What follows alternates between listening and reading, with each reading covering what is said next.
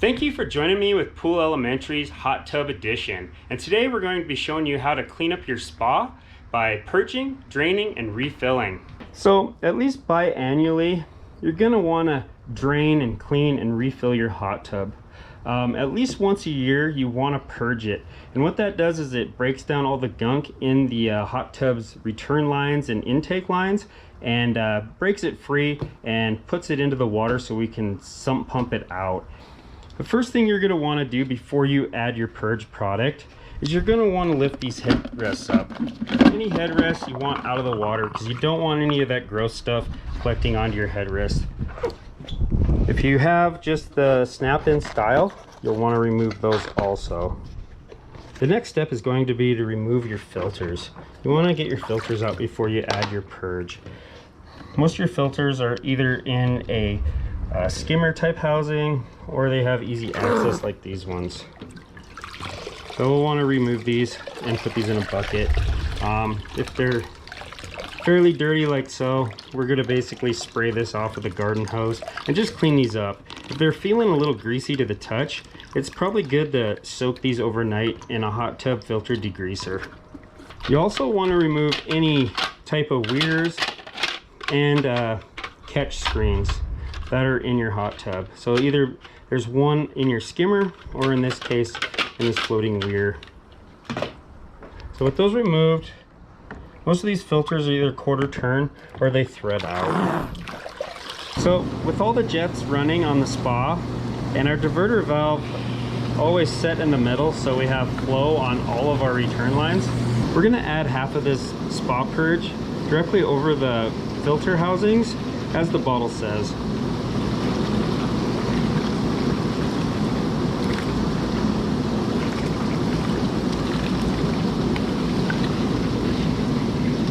And as you can see, it almost instantaneously starts to foam up. And that's really normal on this procedure. But what's gonna happen is as the dirt and grime breaks down in the lines, it's gonna come to the surface and actually start collecting on top of this foam. I like to take a skimmer net and actually scoop it off into a bucket. You can also just scoop it off into your grass. I recommend not scooping it out onto the concrete because as this stuff dries on the concrete, it kind of tends to be a pain to get off. If the bubbles or foam do get excessive and start breaching the top of your tub, you can always turn your jets off for a minute or two and then restart the process. But we want to run this for minimum of 5 minutes. I like to do it for a half hour. So we're just getting ready to breach the outside of the tub. So I turned the jets off. We're going to scoop some of this foam out with our skimmer net. And this being only a 225 gallon tub, it's basically just a two-seater. Most of your 7 and 8 foot tubs are anywhere from 3 to 350 gallons. So it might not be so excessive on a bigger tub. So while your spa's purging, and if your filters are pretty clean and you're not going to have to soak them in a spa filter degreaser overnight, this is a great time to take your hose and just spray these off clean so that way they can sit and dry overnight.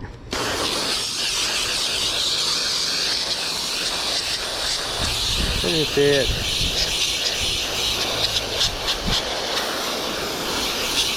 You want to just work the filter downward with some pressure on a hose. With both of our filters sprayed clean now, we can set them someplace so they're handy when we go to fill our spa tomorrow. So after our spa sat overnight and it's time to drain and clean it now, we're going to drop our aqua submersible pump in to the deepest part of the spa, which is the footwell. This pump comes with a 10-foot cord, so it makes it really easy.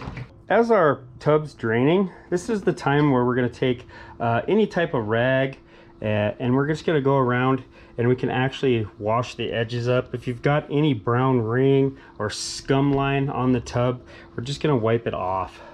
In this case, we're going to use this Clean and Perfect product. It's a natural chemistry product. It's basically a waterline cleaner and it's safe for these acrylic tubs. So what we'll do is we'll just spray a little bit around the outside like so, and we're going to just kind of start washing the tub as it drains.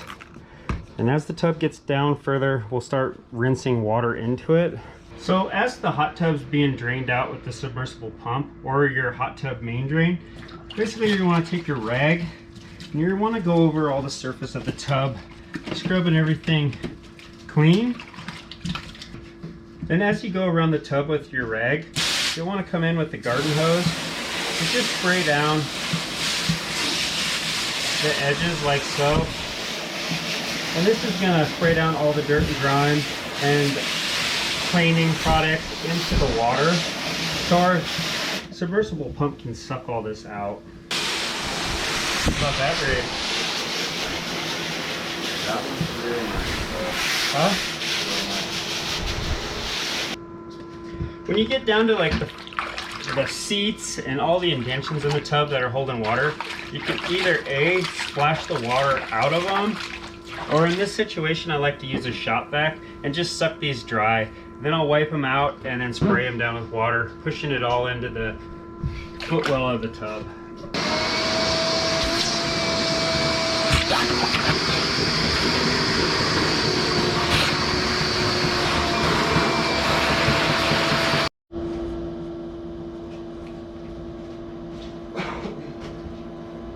So when our tub's just about empty, we can also take our shop vac, and I like to suck excess water out of each return jet on the hot tub. This will just eliminate any dirt and grime water that's inside of these. We can also put our shop vac hose on the reverse end of the shop vac to where it blows out the suction line.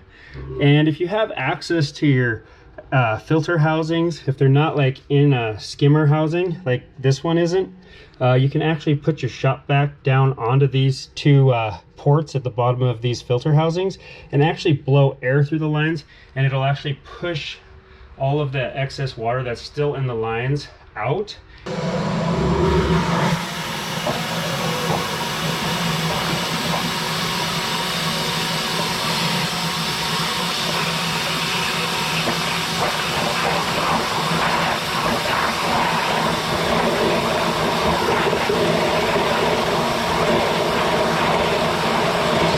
So with the submersible pump running still and everything's wiped down, we're going to give it one last once over with fresh water just to wash everything that might be collecting on the sides of the surface of the tub down into the actual footwell.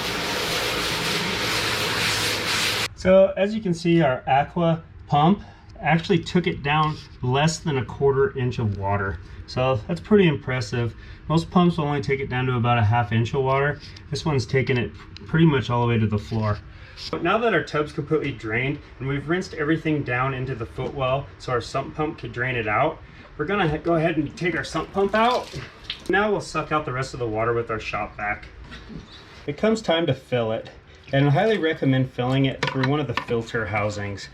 Filling it through the filter housing allows the water to actually enter at a high point and push all the air out of the lines.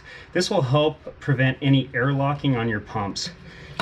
Upon putting your hose in your filter housing, if you do have air bleeds next to your filter housings, which this one does, you'll want to loosen these up. And what that does is it does allow any air that's trapped in your pumps or your lines to escape out these air bleeds as it fills. So they're gonna shoot out of there.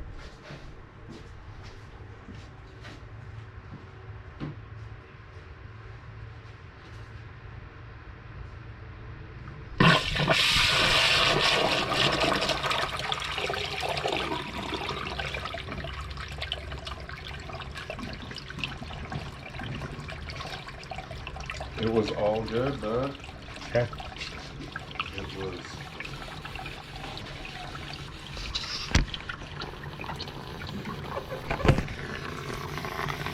So as you can see, as it's filling, you can actually see the water spurting out of this air bleed valve. So if you didn't open this up, you'd have air trapped in that line. All of this prevents airlocks, and the last thing you want is an airlock, because that involves having to take the panel off below the top side control and cracking one of the pumps open. So another thing you can do just to make sure there's no airlocks before you turn your hot tub on is you can actually take your hose while you're filling it and push it up against the actual outlet for the circ pump, and it'll actually push air back through. And as you can see, it's coming out of the air bleed valves. Just a secondary deal that you can do just to prevent you to having to open up your actual access panel and crack your pumps. Now that our spa's filled up, and we filled it up just below the headrest, or if you have a skimmer where your cartridge filters go inside of, you want to make sure that the water level is at least halfway up that opening on your skimmer. And the first thing is we're going to take our clean filters and we're going to push them into the filter housing, and they're going to be a quarter turn, or they're actually going to be threaded to where they can thread in. These ones are quarter turns, so we'll push those in like so, and then we'll apply our weir and our catch screen. So now we'll fire up the tub. Now we'll come over to our controller and we'll turn on jets 1. And as you can see, our circ pump's already fired up on this one. Some tubs have them, some don't.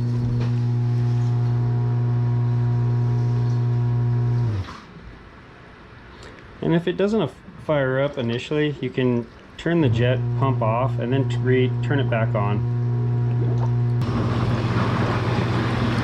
So after running for about 10 to 20 seconds, as you can see, pump 1's fired up. So now we'll go over to pump 2 on this tub.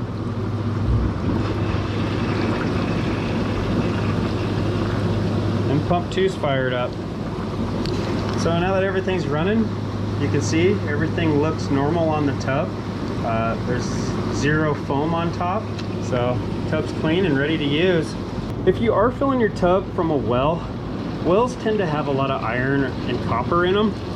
So I highly recommend using a metal product, this one being Metal Gone. And what you do is you apply this full bottle to your hot tub, and what it does is it helps collect those metals onto your cartridge filter. So after 48 hours of running your tub, you can take your cartridge filter out and then just spray off the metals off the cartridge filter. When applying your chlorine, your initial chlorine to the tub, I like to double the dose. So on this 225 gallon tub, it says to use about 1.5 tablespoons. So I'm going to double it and put 3 tablespoons in there. Any excess chlorine that doesn't disinfect anything that we didn't get out of the tub will pretty much burn off as soon as the tub heats the temp. Also, I like to check my pH just to see where it's at. You want your pH to be close to 7.4 to 7.6, but as the tub heats up to temp, it does fluctuate a little bit. So I like to test it before it heats up, and then tomorrow I'll come back out and test the water again and add the chemicals that I need to get my pH to the proper 7.4 to 7.6. Also, before putting my cover on, I like to wipe it down. Sometimes I'll use some of that hot tub spray cleaner on the actual hot tub, or you can set it on the ground and actually rinse it off with the hose and scrub it down. But any line buildup or anything on the actual hot tub cover should be wiped off before putting it on your clean tub. Thanks for joining me on Pool Elementary's Hot Tub Edition. If you got any questions or concerns, please leave a comment. If you're new to the channel, I hope to earn you as a subscriber. And if you learned anything out of this video, make sure you hit that like button. See you next time. Today's video features the Aqua 1/6 horsepower submersible pump. This pump can absorb water down to 1/4 inch and can lift water up to 29.5 feet. The Aqua pump also has a max flow of 1,750 gallons per hour. The Aqua submersible pump is great in pits, sinks, window wells, swimming pool covers, boats, low spots in your yards, and in our case, even draining out hot tubs. The Aqua submersible pump also has this quick release filter on the bottom that just snaps in and out. This is great for keeping leaves and other debris out of the pump. With the Aqua submersible pump, straight out of the box, the only thing you have to do is basically thread in your 3/4 inch adapter,